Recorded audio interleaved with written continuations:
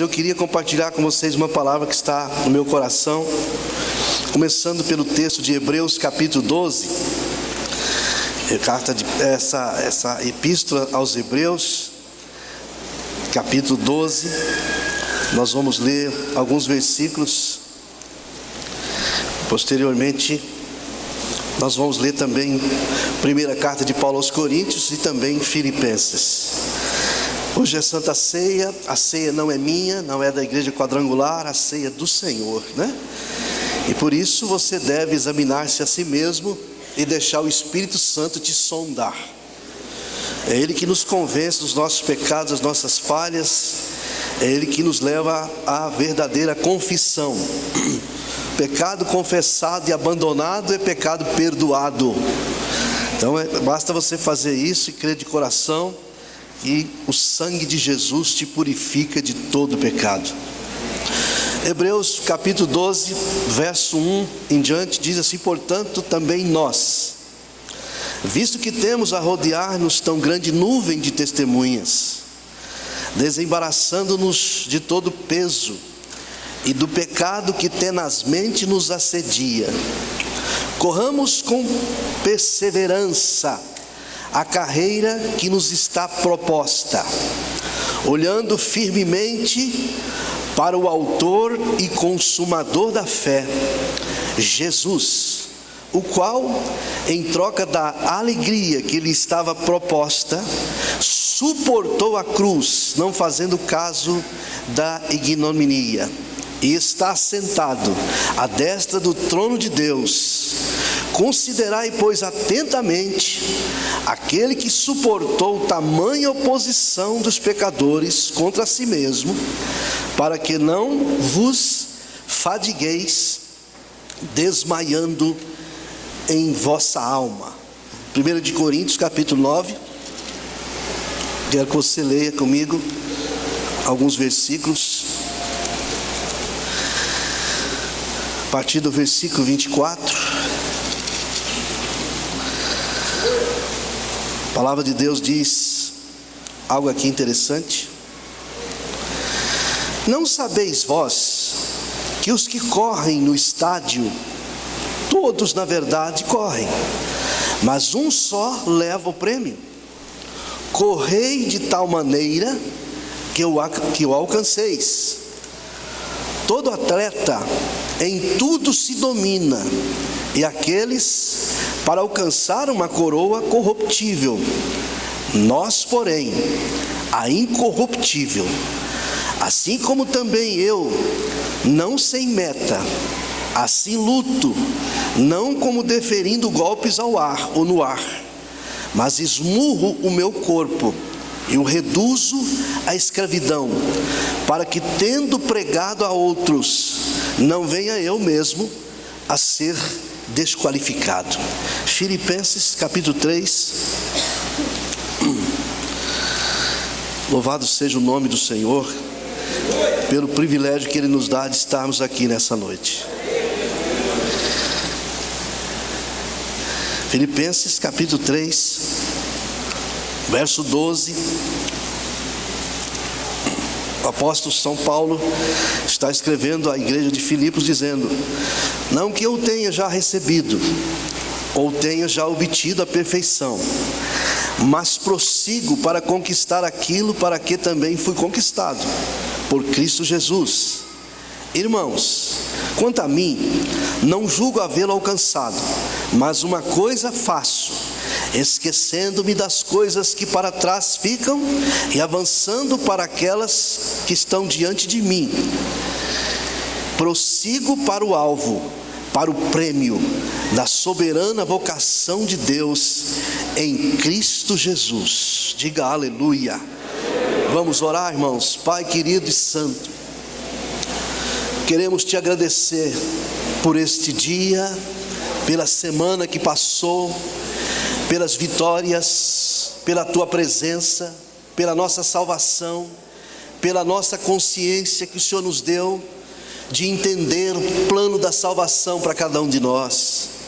Queremos te agradecer por estarmos vivos, te agradecer por esta congregação, pelos nossos irmãos, te agradecer pelas famílias, pela nossa família, te agradecer pela nossa saúde, ó Deus, e agora te pedimos, ó Deus, que o Senhor fala ao nosso coração, ó Deus, a espada de dois gumes, que ela possa estar cortando aqui, me edificando, me consolando e me exortando, mas que o outro gume possa estar cortando ali, exortando, consolando e edificando. Pai, em nome de Jesus, nos reunimos aqui nesta noite, para dizer que nós te amamos, para te prestar culto. Sabemos que o nosso culto deveria ser muito melhor, mas nós queremos que o Senhor receba este culto diante da tua presença.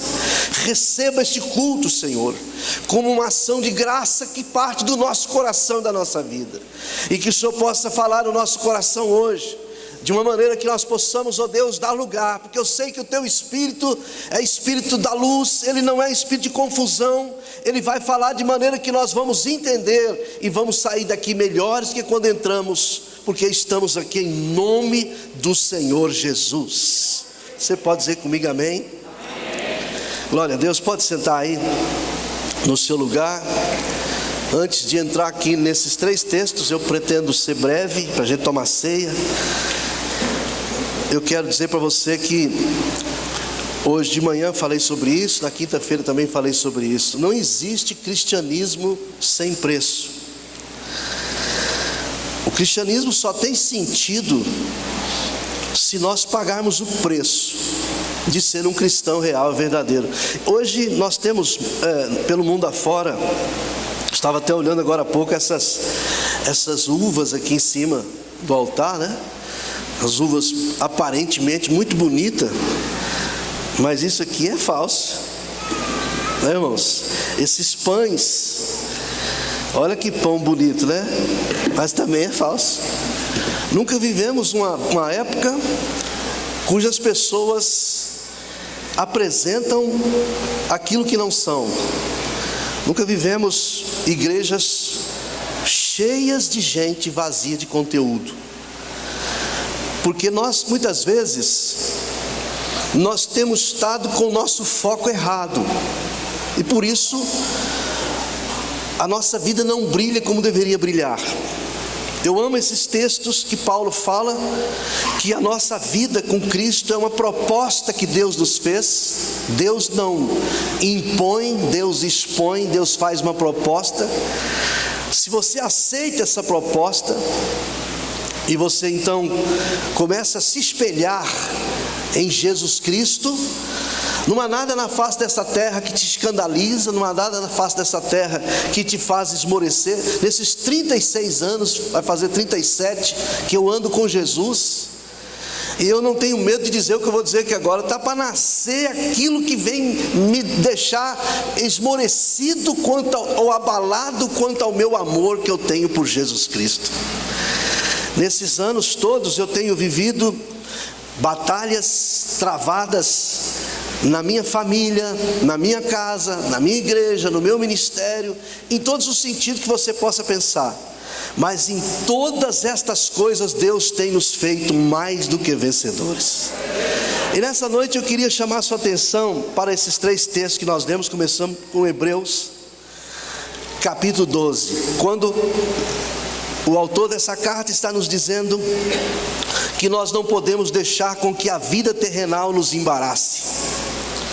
Nós não podemos nos prender nas coisas terrenais, nas coisas terrenas. Nós temos que levantar os nossos olhos, porque nós nunca estivemos tão perto da redenção como nós estamos agora, irmãos.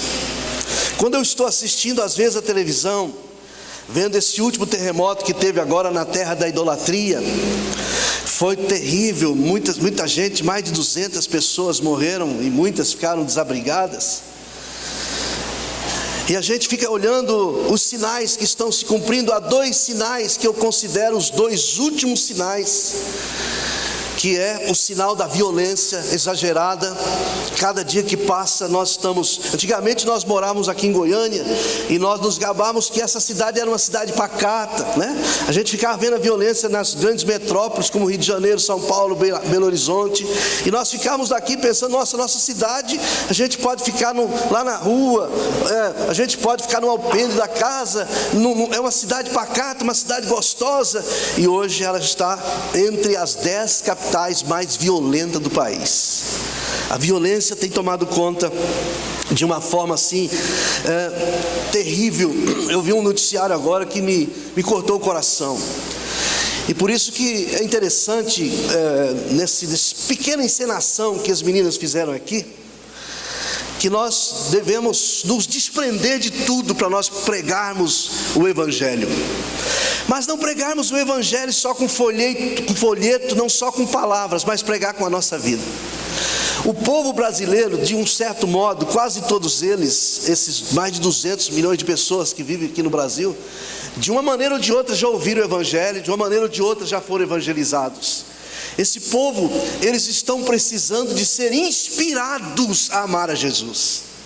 E eles só serão inspirados a amar a Jesus se eles verem essa paixão no meu coração e no seu coração. Se eu ficar embaraçado com coisinhas, com coisinhas e que não me deixa caminhar, eu nunca vou brilhar o suficiente para que o mundo possa ver Cristo na minha vida.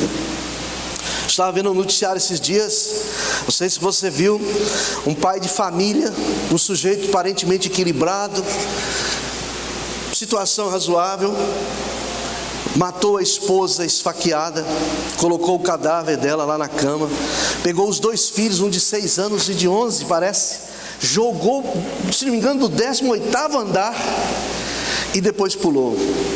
Gente, isso está acontecendo, está aumentando muito nos nossos dias.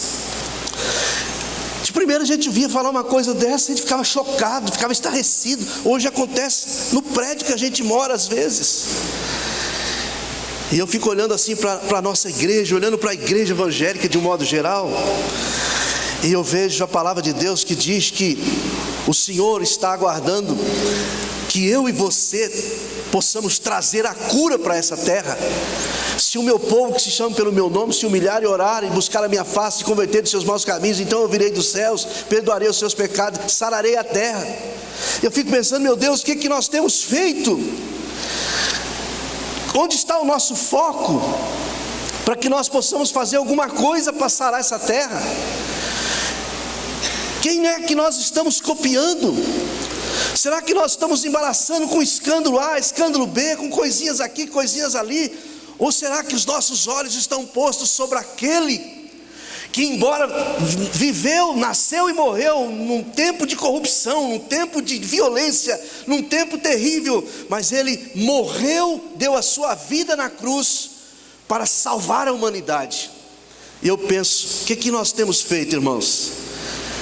O que nós temos feito para salvar alguém? O que nós temos feito para inspirar alguém a querer Jesus? Essa geração, elas estão andando juntos, subindo e descendo no mesmo elevador, e não sequer cumprimenta a pessoa que está ali. Vivemos hoje num anonimato no meio da multidão. Nós não estamos olhando para aquele que expôs as suas vergonhas, que foi crucificado nu naquela cruz.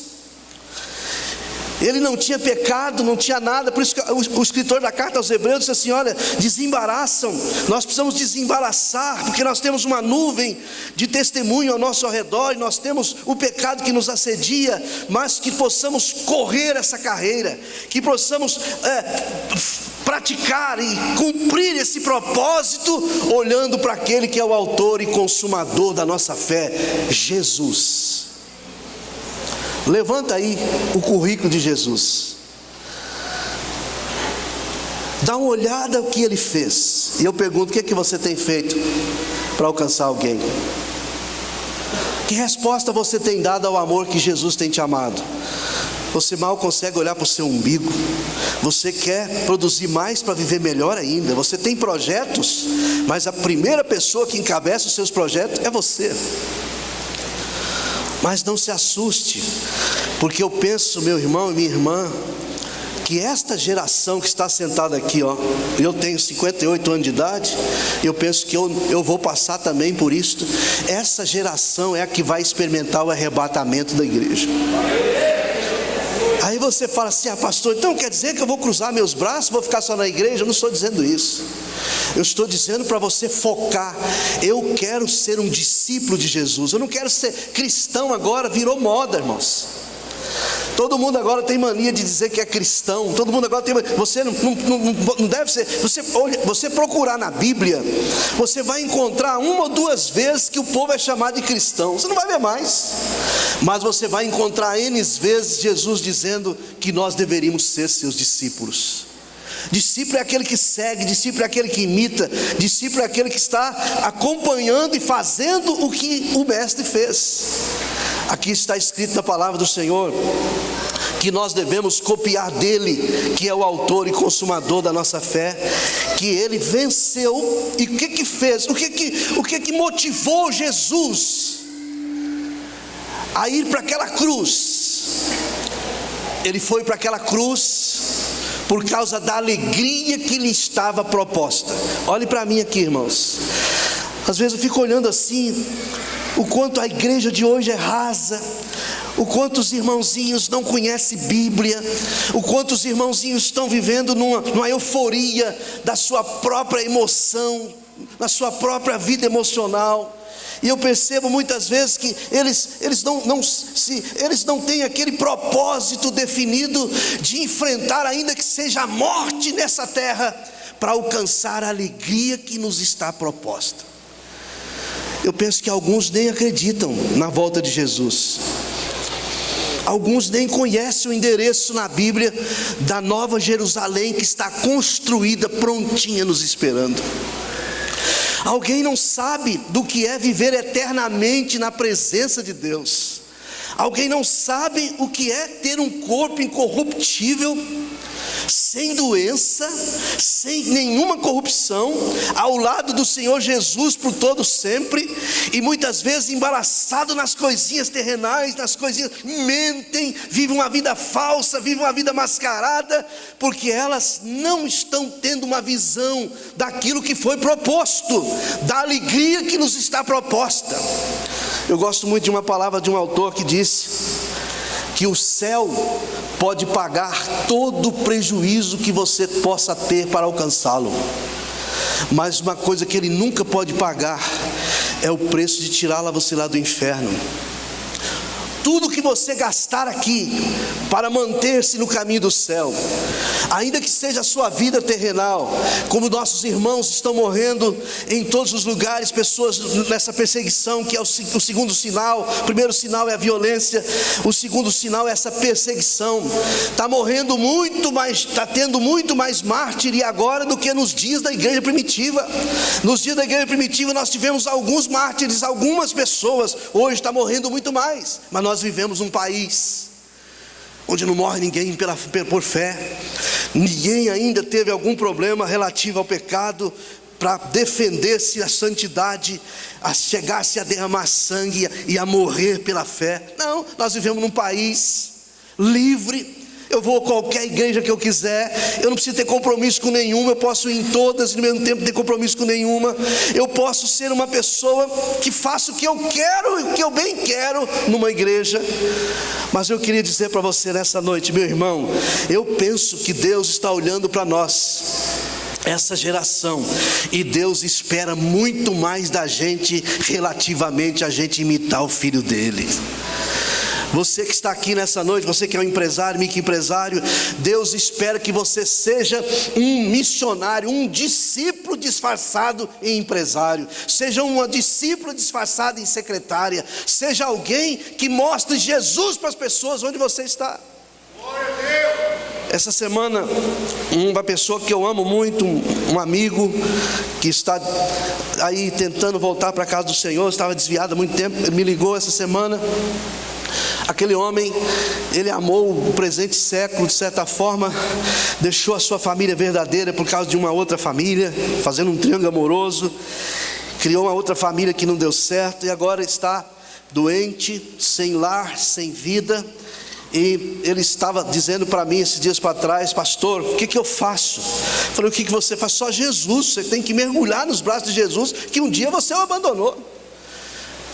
Você fez como alguém que amou os prazeres desse mundo, e você esqueceu daquilo que está proposto, esqueceu daquilo que está nos esperando, da alegria que nos está proposta. Jesus foi para a cruz. Você acha que Jesus foi para a cruz? Olha aqui, irmãos, você acha que ele foi sorrindo, dizendo: eu estou cumprindo aqui a vontade do Pai? Não, foi o ato mais agonizante do planeta, foi o espetáculo mais duro da vida de uma pessoa. Quando ele está sendo pregado naquela cruz, não era apenas a dor dos cravos entrando em suas mãos, não era apenas a dor dos cravos entrando em seus pés, mas era a degradação, era a humilhação, a zombaria, e eram os meus pecados que estavam sobre ele, as minhas rebeldias que estavam sobre ele, a injustiça que fizeram com ele, a traição que fizeram com ele, a nudez que lançaram com ele, nu, pendurado naquela cruz. Passavam de longe, tampavam os seus olhos para não ver a sua nudez. E aí muitas vezes eu sou um crente que escolho o que eu quero fazer. Se não for assim, para mim não serve. Se não for desse jeito, eu não sirvo a Deus. Eu prefiro isso, aquilo, outro. Eu penso que Deus está olhando, começando por mim aqui, e Ele deve estar dizendo assim: como eu não estou entendendo o que vocês estão fazendo. Quem é que vocês estão imitando? Quem é que vocês estão copiando aí? Sendo que eu dei o meu filho para prosperar vocês. Nós tivemos um culto domingo aqui interessante, quando o Senhor me deu uma palavra com o seguinte tema: quando você perde o melhor por causa do bom. Viver nesse mundo é muito bom, por isso que a gente luta pela vida, a gente corre para o médico, a gente gasta dinheiro, investe dinheiro na nossa estética, faz tudo para viver nesse mundo, é muito bom. Mas nós não podemos fazer como fez Gate, como fez aquelas duas tribos que não entrou na terra prometida porque amou aquele lugar do outro lado do Jordão. Eu vejo muitas pessoas, às vezes eu olhando assim, eu vejo pessoas que elas tá bom demais o que elas já têm, porque elas não tiveram essa revelação daquilo que está ali do outro lado do Jordão nos esperando. Foi por causa disso que Jesus enfrentou a cruz, por causa da alegria que estava proposta para ele. Ele enfrentou firmemente a cruz, e Ele está olhando para mim e para você, e está dizendo: enfrente a sua também, porque onde eu estou, vocês vão estar junto comigo, e a glória que o Pai me deu, eu quero dividir com vocês. A glória que o Pai me tem dado, eu quero dividir com vocês. Sentareis nos tronos comigo. Eu fico olhando, irmãos, às vezes, e eu penso que nós estamos muito próximos ao arrebatamento, porque os dias estão sendo abreviados por causa daqueles que são salvos, porque cada dia aparece algo que vai facilitando a vida das pessoas, fazendo com que elas se apaixonem pelo presente século. Mas Deus está dizendo para mim e para você nessa noite: isso aqui não é vida não, irmãos. A vida real e verdadeira, ela está reservada no Senhor quando nós partimos deste lugar aqui. Então faça tudo direitinho aqui, mas não se apegue, não embarace com nada, desembaraçando das coisas que estão tentando te embaraçar, do pecado que te assedia, né? Às vezes as pessoas pensam hoje que pecado é aquilo que se vê. Se ninguém viu, não é pecado. Esquece que o que nós somos em público é porque foi gerado em oculto. O que eu sou aqui fora é um retrato do que eu sou aqui dentro. Às vezes as pessoas pensam que elas enganam a Deus e todo mundo, vivendo uma vida de pecado, vivendo uma vida de omissão, vivendo uma vida de rebeldia, uma vida de falta de fidelidade. E eu queria que você, nessa noite, não olhasse para quem quer que seja, mas que os teus olhos estivessem postos, estivesse firme, que o seu foco fosse Jesus, para que nós possamos ir para lá, para onde Ele está. Agora o outro texto que nós lemos, presta atenção aqui no capítulo 9, carta de Paulo aos Coríntios, onde ele fala que nós corremos uma carreira como um atleta, Muitos saem na corrida, mas um só vai levar o prêmio. Que nós possamos correr de tal maneira que o prêmio seja nosso. O que é que isso está dizendo, irmãos? Não interessa quem está ficando para trás, cai 1.000 ao teu lado, 10.000 à tua direita. Eu quero chegar no final. Eu sou o atleta que vou ganhar essa corrida. É assim que nós temos que pensar. E Paulo fala da categoria da corrida, esquecendo das coisas que para trás fica, avançando para aquele alto prêmio que está diante da gente, para aquilo que Deus reservou para mim. Não pode me deixar embaraçar nessa carreira. Eu não tenho tempo de me envolver com coisas aqui, porque eu estou numa carreira que eu aceitei a proposta, e eu vou enfrentar todo tipo de luta, dificuldades, por causa da alegria que eu vou receber junto com Jesus. Eu estou hoje muito bem, pastor. Graças a Deus eu estou aqui realizado. Para mim, tanto faz, para mim está tudo bem. Eu vou para a igreja quando eu quero, faço o que eu quero e o que eu bem desejo. Eu fico mais em casa porque eu sou de Jesus e amém. Seria interessante se fosse fácil assim. A Bíblia fala aqui, Paulo falando a respeito do atleta. Em tudo ele é e precisa ser disciplinado. A disciplina é que faz um atleta ser distinguido do outro. Eu não sei se você é como eu, observador. O pastor deve até ter isso também aqui, concordar comigo. Nunca vivemos uma geração que detesta disciplina como nós vivemos no dia de hoje.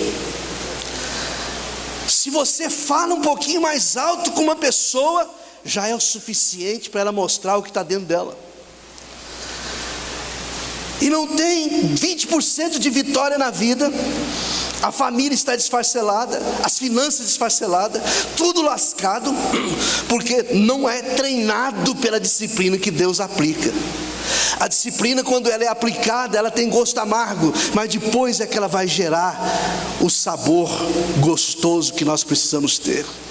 Aqui diz que o atleta em tudo se disciplina, e assim devemos nós também ser, porque o filho que não aceita disciplina, ele não é filho legítimo, ele é filho ilegítimo.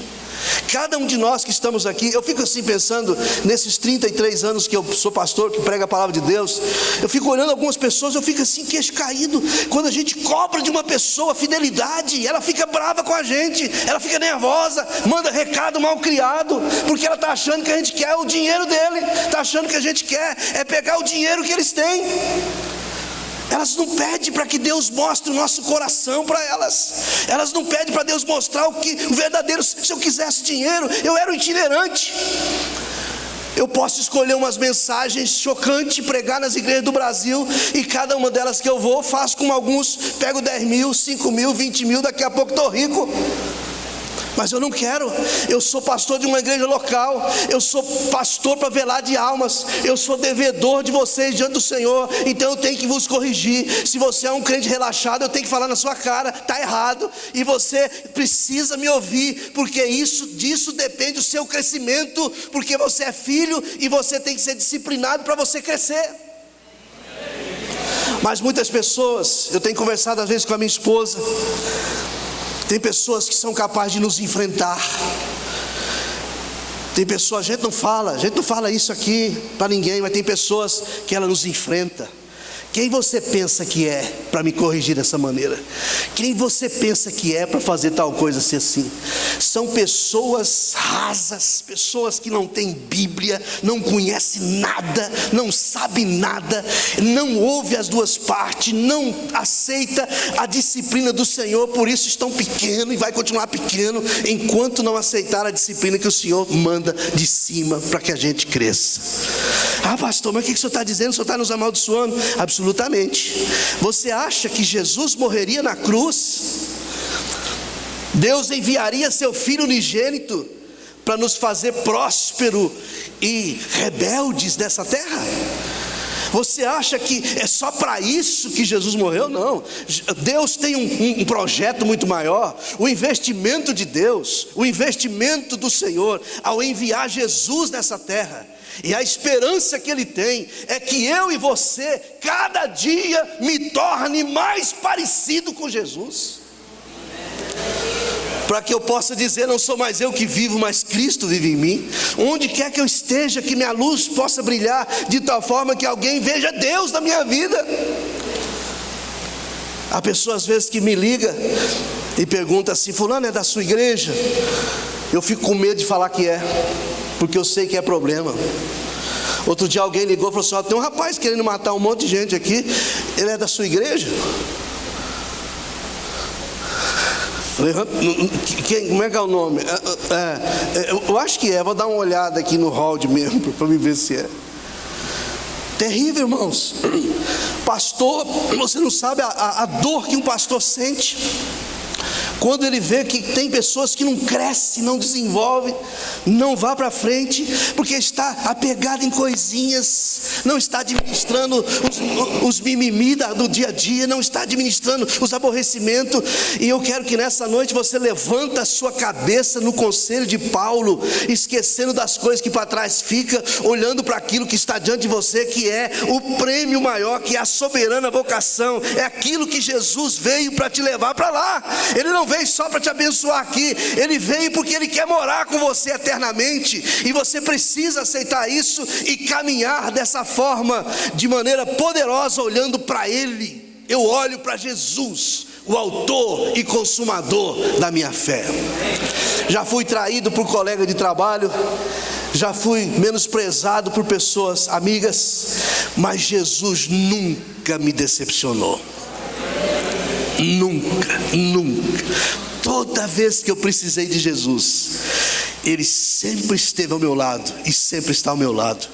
Toda vez que eu não tive alguma coisa, Jesus me promove, Jesus me traz uma promoção. Então eu não posso deixar de dizer para você: se você quiser ser um cristão que vai morar no céu, que vai provar aquela alegria que está do outro lado, você tem que colocar os olhos sobre Ele e correr nessa carreira que estamos correndo, não como alguém que está embaraçado em coisinhas, mas correr como se você sozinho fosse ganhar o prêmio. Você é o atleta que está aqui hoje, que tem a proposição de ganhar esta carreira.